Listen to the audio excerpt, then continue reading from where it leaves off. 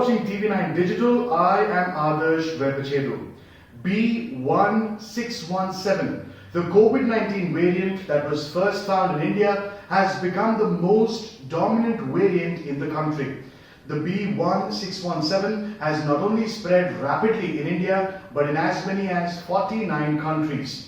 This variant now accounts for 65% of all variants of concern found in India when researchers carried out whole genome sequencing of samples. The UK recently released preliminary assessments that show vaccines will still be effective but may have a reduced ability to prevent symptomatic disease with the B1617 variant, especially if people have only taken one dose. I had a word with Dr. Siddesh Roy, clinical immunologist and allergy specialist from Mumbai, to understand what this means and how we can address the supposed lower efficacy of vaccines against this variant, and this is what he had to say.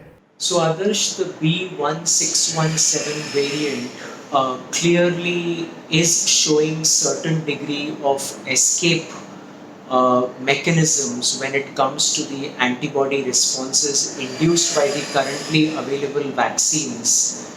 As a result, we would expect that with the first dose of the vaccination, the efficacy is around 33 to 50%, and with the second dose, that efficacy goes up to 80 or 90% based on the data published from UK and other parts of the world. So this would mean that we really have to do everything we can to vaccinate people with both doses of their Covishield and Covaxin at the earliest possible timeline. This would mean that shortening the duration between the vaccinations might actually be in benefit of reducing the risk of infection, and that is probably the main message that we get from this part of the data. So how important is genome sequencing and speedy genome sequencing, given that we seem to have found out too late about the spread of B1617, and now the damage seems to have been done already? Genome sequencing is very important, and the estimations say that about 5% of all positive samples should be genome sequenced under ideal circumstances. But remember that these mutations began, so the E484K mutation was found in California last year. The L452R variant was found in South Africa and Brazil long before the B1617 mutation was detected in India to contain both the E484K and the L452R mutations in the spike protein. What we have to realize from this is that these variations are going to be, and the testing for them is going to lag behind the actual rapid spread of these mutations, because they occur 20, 30, 50%, 100% more efficiently than the previous variants that are in circulation. And the key here really is very good, careful surveillance, maintaining all our precautions, including hand washing, hand sanitizing, wearing face masks, maintaining social distancing, and also trying to do our best to treat people, quarantine people, track and trace people, and prevent the spread with micro-containment zones as soon as possible, because that's where we can stay a step ahead of the virus. Well, the spread of B1617 that was first found in India is evident. Public Health England is saying that this variant leads to more secondary infections than the B117 variant, which was first found in the UK. What else do we need to know about this variant, and how do we deal with it going forward? So Adarsh, I would disagree with the understanding that the B1617 mutation is causing more secondary infections. I believe the mismanagement or the overuse of steroids or the other issues that surround this problem are why we may be seeing more secondary infections. As I said, these variants have been present in other parts of the world independently or combined.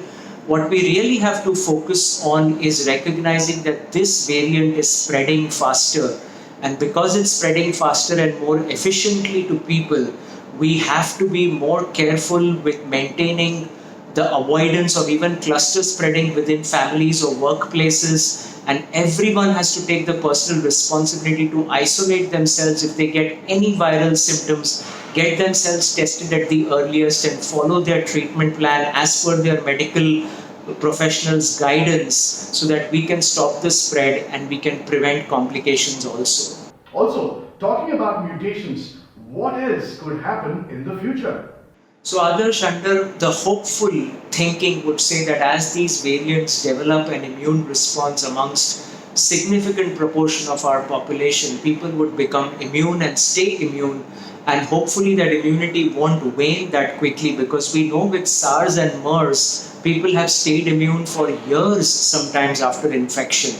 So we can only hope that we stay immune, that we are able to vaccinate as many people as possible with both doses of the vaccination at the earliest timeline that's practically possible, and prevent the further spread and morbidity and mortality from this disease. As more variants come, we would always be concerned about efficient transmission, escaping the existing immune response and antibodies or memory immunity produced, and also about the risk of causing further manifestations, symptoms, or complications. But that only time will tell, because we have no way of predicting that. So at this point, we have to stay hopeful and take care of ourselves with all the available tools and measures that we have to our disposal.